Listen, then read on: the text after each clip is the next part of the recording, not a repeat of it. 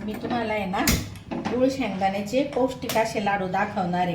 त्याच्याकरता मी आहे ना हे बघा एक प्लेट भर शेंगदाणे घेतले आणि अर्धी प्लेट भरून गुळ घेतला। तुम्हाला जर लागलं गोड आवडत असेल तुमच्या घरात तर तुम्ही जेवढी प्लेट भरेल तेवढं शेंगदाणे तेवढाच गुळ पण घेऊ शकता, पण आमच्या इथे जास्त गोड चालत नाही ना, त्याच्यामुळे मी अर्धीच प्लेट भरून गुळ घेतलेला आहे। आता चला अगोदर आहे ना आपण शेंगदाणे स्वच्छ करून घेऊ। स्वच्छ म्हणजे कसे, त्याच्यात आहे ना कधी कधी खौट शेंगदाणे राहत्या, खराब शेंगदाणे राहत्या आणि परत कधी कधी खडे पण येतात। शेंगदाण्याच्याच रंगाचे खडे असतात काही याला जाळं लागलेलं राहतं, म्हणून आपण ते शेंगदाणे असे स्वच्छ करून घेऊ। आणि लगेचच हे बघा मी इथे गॅस पेट आहे, आता त्याच्यात हे शेंगदाणे लगेच टाकून देते। हे बघा, पण आता हे शेंगदाणे जरी आपण टाकले ना तर ते आता सध्या गॅस फुल आहे, पण ते फुल गॅसवर नाही भाजायचे, आपल्याला एकदम मंद गॅसवर शेंगदाणे भाजायचे। एकदम हळूहळू हळूहळू एकदम कडकडीत असे ते एकदम सुंदर लाल भाजले गेले पाहिजे। तर मी आता गॅस कमी करून टाकते आणि आता याच्यात हळूहळू हळूहळू सगळे शेंगदाणे भाजून घेते। आणि शेंगदाणे आहे ना हे बघा मंद गॅसवर जेव्हा तुम्ही भाजताना तर ते आतपर्यंत भाजले जातील, आणि फास्ट गॅसवर आहे ना ते लगेच काळे होतील पण आतमध्ये भाजल्या जाणार नाही। आपल्याला मंद गॅसवर भाजायला आहे ना यांना 8 ते 9 मिनटं लागतात। हे बघा, आणि तडतड पण वाजायला लागलेले ना ते। हे बघा,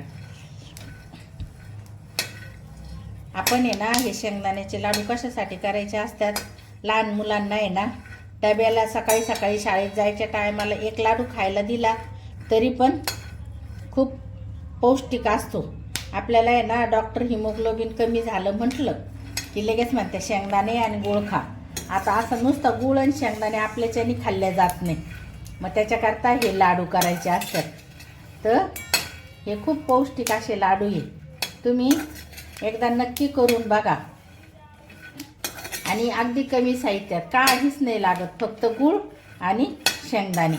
हे बघा, आणि त्याला असं हळूहळू हळूहळू सावकाश असे मस्तपैकी भाजू द्यायचे, लाल होऊ द्यायचे। चांगले लाल झाले का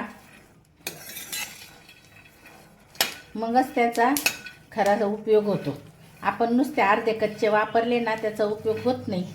मग कधी कधी कोणाकोणाला कच्चेच राहिले तर पोटाचा त्रास होतो, मग त्याच्यामुळे ते कच्चे राहूच द्यायचे नाही। एकदम छान अशी मंद याच्यावर भाजून घ्यायचे, आणि त्याला ना तेल लागत ना तूप लागत, बिना तेलाचे बिना तुपाचेच होतात ना ते। गुळ उष्ण आहे ना गुळ आणि शेंगदाणे दोन्ही मिळून, आणि शेंगदाण्यात तेल असतं त्याच्यामुळं थोडेसे कोमटच शेंगदाणे जेव्हा आपण गुळाला लावतो ना तेव्हा ते एकदम अशी त्याच्यात उष्णता येते ना, तर अगदी बिना तेलाचे बिना तुपाचे ते बांधल्या जाते।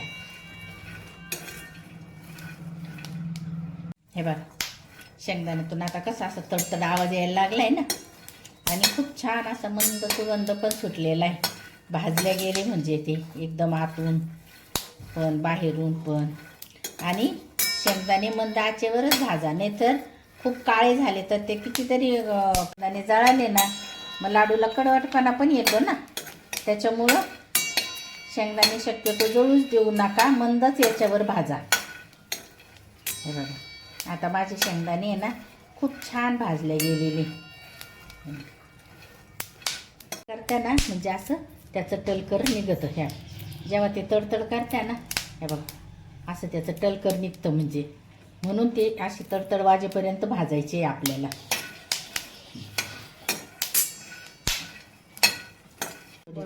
हे बघा, आता आहे ना शेंगदाणे आपले भाजून झाले, आता मी हे काढून घेते।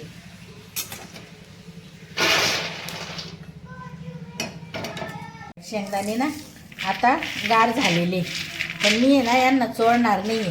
आता जे थोडेसे जे भाजताना तडतड वाजून निघाले ना टलकर तेवढेच काढणार आहे, मी चोळणार नाही, कारण याच्यामध्ये याच्यावाल्या टलखारांमध्ये खूप प्रोटीन असतं, त्याच्यामुळं मी काय ते चोळणार नाही.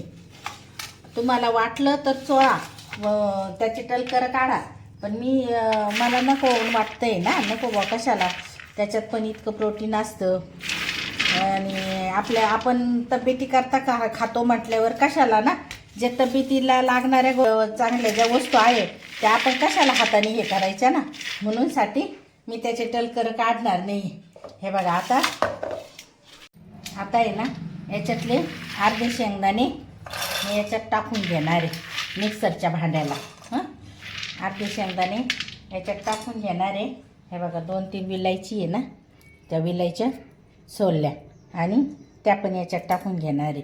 आणि याच्यातला अर्धाच गूळ टाकणार आहे. हे बघा, अर्धा गूळ बाकीच्या शेंगदाण्यांना ठेवणार आहे ना, म्हणून याच्यातला अर्धाच गूळ टाकलेला आहे. हे बघा, आता हे मिक्सरला वाटून घेते मी. हे बघा, असा हे गूळ आणि शेंगदाणे मी पहिल्या याच्यात बारीक करून घेतलेले बरं का. आता परत राहिलेले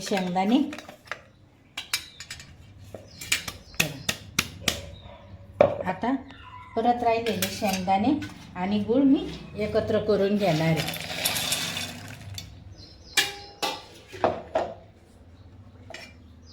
हे बघा, आता दुसऱ्या पण वेळेस मी भांड्यातून असा गूळ आणि शेंगदाणे काढून घेतलेले. आता हे बघा, आपला गूळ चिकट असतो ना, त्याच्यामुळं बारीक झाला की तो आता हा गूळ आणि शेंगदाणे आपले एकदम बारीक झालेले. आणि हे बघा, गूळ पण आणि शेंगदाणे दोन्ही पण मिक्सरमधून काढले आणि ते एकदम बारीक झालेले. आणि आपल्या शेंगदाण्याला आहे ना, अंगचंच तेल असतं, त्याच्यामुळं लाडू बनवायला अजिबात जड जात नाही.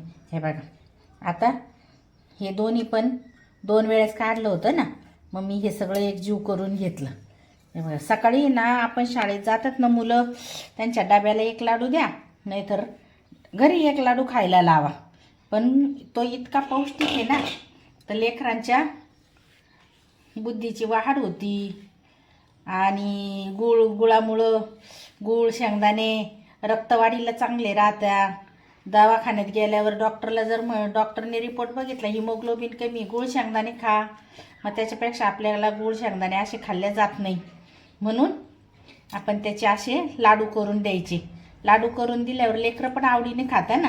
तर हे बघा, मी तुम्हाला दाखवते. हे बघा, याला लाडू करायला काहीच हे होत नाही, म्हणजे त्याला ना तेलाची गरज, ना तुपाची गरज, ना कसलीच गरज भासत. हे बघा,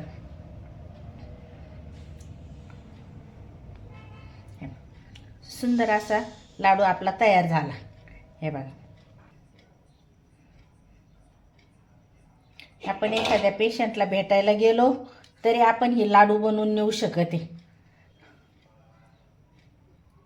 हे बघा, असे बिना तेलाचे, बिना तुपाचे, काहीच नाही, फक्त शेंगदाणे आणि याच्यात तुम्हाला जर आवडत असलं ना, तर त्याच्यामध्ये थोडेसे तुम्ही काजू बदाम ते पण टाकू शकतात बरं का, ज्याच्या त्याच्या आवडीवर राहतं. परत तुम्हाला सांगते, खसखस पण टाकतात, वेगवेगळ्या प्रकारचे असतात. आता ते जेव्हा हे टाकल ना मी त्याच्यात सुकामेवा, तेव्हा ते दुसरे लाडू. हे आपल्या हाताच्या उष्णतेमुळे आहे ना, एक तर गूळ पण गरम आहे आणि त्या शेंगदाण्यांना पण तेल असतं ना, त्याच्यामुळं आपल्या हाताच्या उष्णतेने आणि ह्या गरम वस्तू असल्यामुळं हे बघा, लाडू लगेच तयार होतात आपले. हे पटकन बांधल्या जात्या.